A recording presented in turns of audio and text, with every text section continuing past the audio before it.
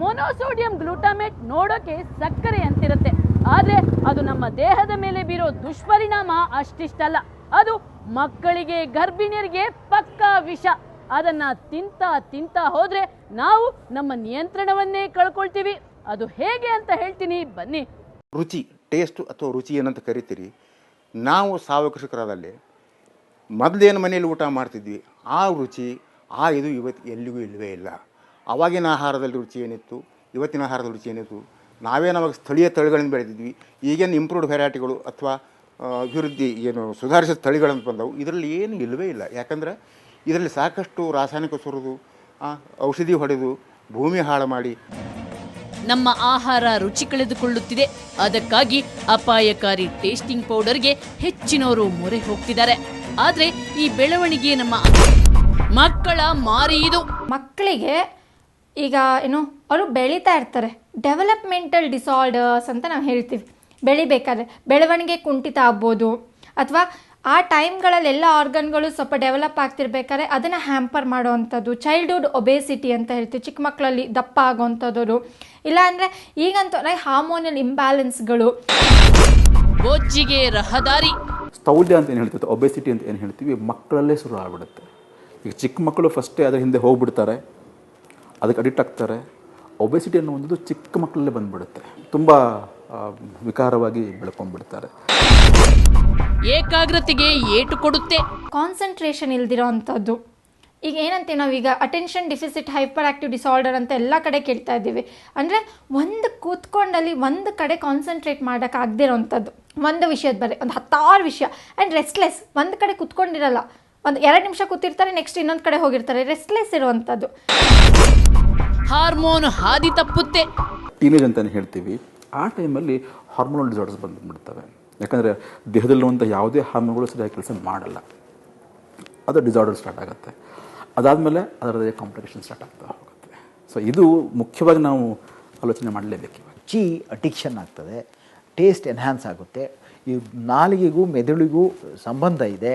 ಇಲ್ಲಿ ನಾಲಿಗೆ ಮೇಲೆ ಬಿದ್ದ ತಕ್ಷಣ ಬ್ರೈನಲ್ಲಿ ಎಕ್ಸೈಟೇಷನ್ ಆಗುತ್ತೆ, ಉತ್ತೇಜನ ಆಗುತ್ತೆ, ಉದ್ದೀಪನ ಆಗ್ತದೆ, ಮತ್ತೆ ತಿನ್ನಬೇಕು ಅಂತಾಗುತ್ತೆ, ಹೆಚ್ಚು ತಿನ್ನಬೇಕು ಅಂತಾಗುತ್ತೆ. ನಮ್ಮ ಕಂಟ್ರೋಲ್, ನಾ ಹೇಳಿದ್ನಲ್ಲ, ಕಂಟ್ರೋಲ್ ತಪ್ಪು ಹೋಗುತ್ತೆ. ನಾವು ಮಾಡಿಕೊಂಡಿರೋ ಅನಾಹುತ ಅಂತೂ ಸತ್ಯ.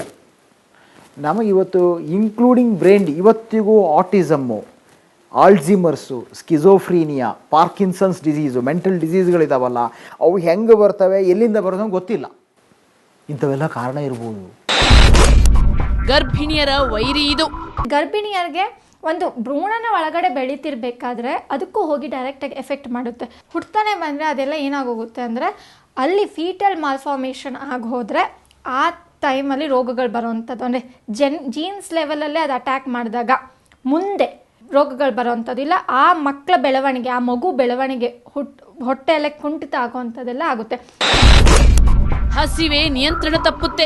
ಸಿಸ್ಟಮ್ ಇದೆ ನೋಡಿ, ನಮಗೆ ಆಹಾರ ಹಸಿವಾದ ತಕ್ಷಣ ಲೆಪ್ಟಿನ್ ಅನ್ನೋ ಎನ್ಸೈಮ್ ಪ್ರೊಡ್ಯೂಸ್ ಆಗುತ್ತೆ, ಗ್ರೆಲಿನ್ ಅನ್ನೋ ಎನ್ಸೈಮ್ ಪ್ರೊಡ್ಯೂಸ್ ಆಗುತ್ತೆ. ಹಸಿವಾಗಿದೆ, ನಮಗೆ ಹಸಿವಾಗಿದೆ ಅಂತ ನಮ್ಮ ದೇಹಕ್ಕೆ ಕನ್ಫ್ಯೂಸ್ ಆಗ್ತಿದೆ ಅಂತ ಹೇಳಿದರೆ ಆಮೇಲೆ ನಾವು ಯಾರನ್ನ ಹಿಡಿಯೋದು, ಯಾವ ಡಾಕ್ಟ್ರನ್ನ ಹಿಡಿಯೋದು? ನಾವು ಹಸಿವಾಗಿದೆ ಅಂತ ಗೊತ್ತಾಗಬೇಕು, ಇದು ನಿಲ್ಲಿಸ್ಬೇಕು ಅಂತ ಗೊತ್ತಾಗಬೇಕು. ಇದನ್ನು ನಾವು ತಪ್ಪಿಸ್ಕೊಂಡ್ರೆ ಏನು ಮಾಡೋಕ್ಕಾಗುತ್ತೆ ಹೇಳಿ? ಇನ್ನೊಂದು ವಿಚಾರ FSSI ಅಂತ ಇದೆ, ಅದ್ರ ಪ್ರಕಾರ ಕೆಲವೊಂದನ್ನು ಮಾಡಬೇಕು. ಅದ್ರ ಪ್ರಕಾರ ಏನು ಅಂತಂದರೆ ಇವತ್ತು ಮ್ಯಾಗಿ, ಪಾಸ್ತಾ, ಮ್ಯಾಗಿ ಇದರಲ್ಲೆಲ್ಲ MSG ಹಾಕ್ಲಿಕ್ಕೆ ಕುಡ್ದು ಅಂತ ಅವ್ರು ನಾವು ಹಾಕಿಲ್ಲ ಅಂತಲೇ ಹೇಳ್ಕೊಳ್ತಾರೆ. But it is coming from the back yard.